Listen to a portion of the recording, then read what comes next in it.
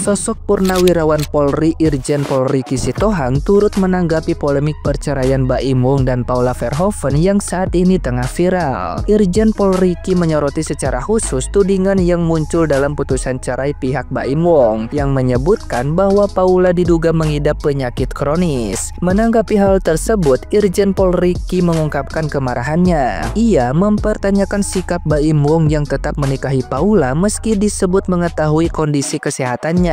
Menurutnya, jika Baim Wong memang tahu Paula sakit, maka keputusan untuk menikahinya tetap merupakan pilihannya sendiri. Apalagi faktanya pasangan tersebut berhasil memiliki anak-anak yang sehat. Irjen Pol Ricky menilai tindakan Baim Wong yang mengumbar keburukan mantan pasangannya di ruang publik sangat tidak pantas, bahkan mencerminkan ketidakmanusiawian dan ketidakberpendidikan. Ia menegaskan bahwa permasalahan rumah tangga seharusnya tidak dijadikan konsumsi publik, terlebih dengan membeberkan aib pasangan yang telah berpisah. Irjen Pol Ricky juga mengkritik kesetiaan Baim Wong, mempertanyakan apakah selama ini Baim benar-benar setia dalam kehidupannya sebagai figur publik. Ia menyarankan agar Baim Wong melakukan introspeksi diri sebelum menyalahkan pihak lain. Menurut Irjen Pol Ricky, jika memang perpisahan tidak bisa dihindari, seharusnya Baim Wong dan Paula berpisah dengan cara baik-baik, tanpa harus menjatuhkan harga diri Paula di mata publik. Ia menilai tindakan menghantam kejelekan Paula secara terbuka menunjukkan sikap yang tidak etis.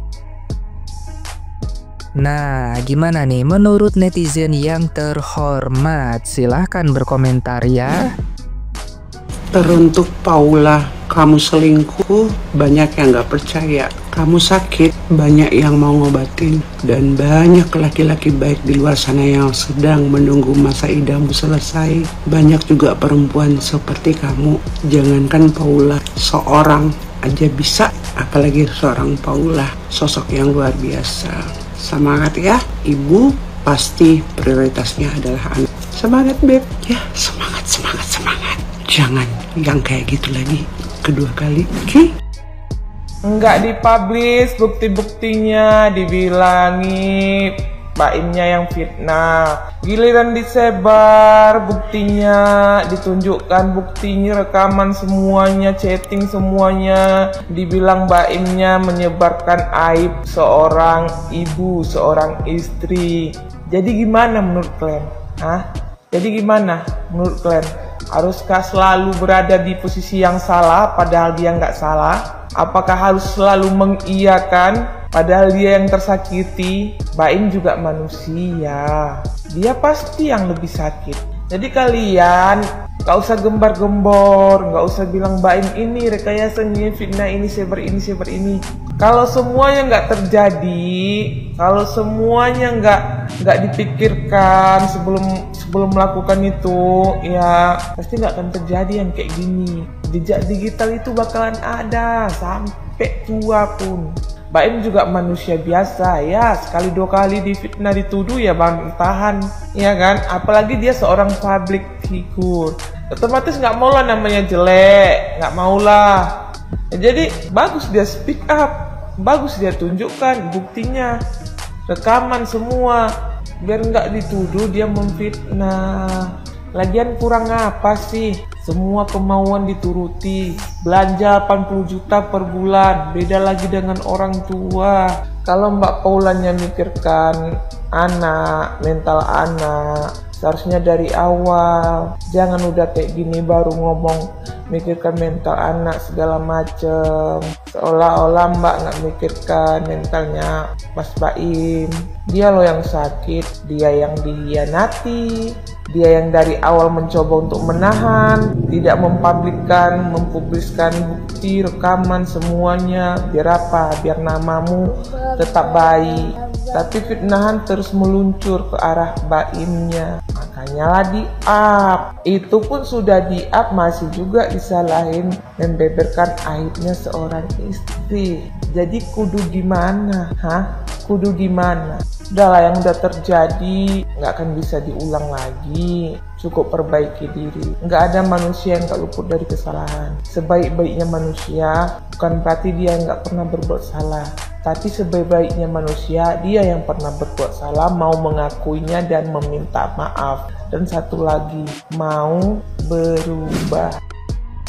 Rekaman Baim dan Paula yang terbaru. Kalian udah dengar? Ternyata selama ini Paula Verhoeven canggih. Memang kaget juga aku ya. Heboh banget. Ya, rekaman percakapan antara Baim dan Paula kayaknya masih jadi sepasang suami istri pada saat itu. Terus di dalam rekaman itu isinya spesifik mengenai si Paula sepertinya kegap sama Baim ya, mengenai adanya chat si Paula dengan orang ketiga sepertinya ya, dengan inisial NS. Tapi yang nyebarin percakapan rekaman ini siapa ya? Kok semua ada di medsos gitu. Yang aku lebih heran lagi, kenapa pihak NS ya, yang katanya sudah ada istrinya juga NS ini, kenapa nggak muncul ya di media terus ya bantah kalau memang tidak ada hubungan antara NS dengan si Paula gitu loh. Kalau nggak muncul ya kami masyarakat jadi ragu ya dengan kebenaran apa yang dibilang Paula di podcast di podcast Deddy Corbuzier lah, di Sumargo, di mana-mana. Ya kita masyarakat jadi berpikir ada kemungkinan benar juga nih kan putusan Hakim Pengadilan Agama Jakarta Selatan kemarin yang bilang bahwa Paula Verhoeven adalah istri yang durha to the K, karena kan mengacu pada rekaman tersebut ya kan. Jadi repot nih kawan-kawan, jadi makin bingung kita nih ya kan. Coba dong tulis di kolom komentar, menurut kalian lebih percaya mana, Baim atau Paula? Ya kalau aku lebih percaya Tuhan aja lah. Si paling konten, si paling prank, si paling sutradara, si paling produser. Ya iya, kita sudah tahu kok kalau si Mas Baim ini memang seperti itu. Tapi ya, masa iya sih say urusan rumah tangga juga dikontenin, direkam-rekam segala. Maksudnya apa? Gitu loh, kok niat banget gitu ya, sampai segitunya kayak semua sudah disetting gitu. Kita aja penonton nih, kita yang menilai, kita tahu pasti ini orang gimana sih gitu, gemes banget tuh. Banyak mama di Indonesia yang gemes banget, kesel kenapa harus direkam-rekam sih, itu kan intern Allah, pribadi Allah gitu sama bini Allah, kenapa direkam ya. Jangan marah kalau sampai banyak yang nge-repost atau banyak yang komen juga atau bikin video juga, jangan marah. Karena kan Anda sendiri yang ngasih ngasih suguhan, tontonan dijadiin konten masalah gitu. Iya kan? Jangan tantrum kalau dikomenin. Apalagi sama emak-emak seluruh Indonesia nih ya. Banget sih ya ketemu laki-laki modelannya kayak gitu. Amit-amit nauzubillah min dzalik ya, jangan sampai say. Lagian kalau kita pikir-pikir secara logika, si Niko itu kan yang ngebawa pertama ke rumah tuh nih ya. Iya kan, lakinya. Terus tahu-tahu ujuk-ujuk dia jealous sama Niko. Nggak tahu nih Nikonya settingan juga apa enggak nih dari dianya. Nggak tahu nih, asumsi boleh dong. Karena kan ini udah terlanjur jadi suguhan publik gitu. Jadi kita bebas dong ya kan, boleh berasumsi, semua manusia, semua orang boleh.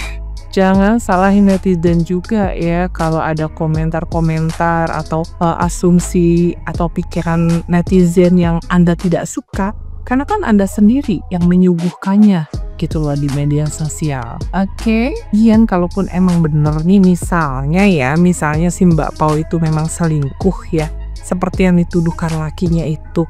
Aduh, nggak seharusnya juga direkam kali. Itu mah kayak udah kayak udah ngebaca banget situasinya bakalan begini, bakalan begitu gitu loh. Kan dia si paling sutradara, ya kan gitu. Si paling bisa baca alur ceritanya, si paling bisa baca tanggapan netizen nanti akan seperti apa gitu. Netizen juga nggak bodoh kali, ya kan? Kalau dibilang nyari followers ya, followernya udah banyak. Nyari uangnya juga udah banyak.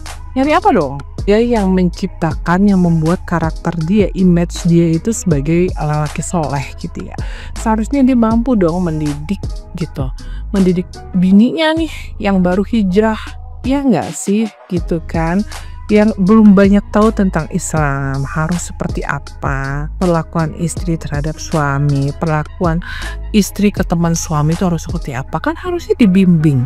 Karena kan dia model ya model internasional yang nggak ada batasan-batasannya pasti pegawainya gitu kan, dan itu harusnya dia tahu resikonya. Harusnya dia sudah tahu itu, paham. Dasarnya aja kalau emang udah nggak suka, ya harusnya bilang aja sih.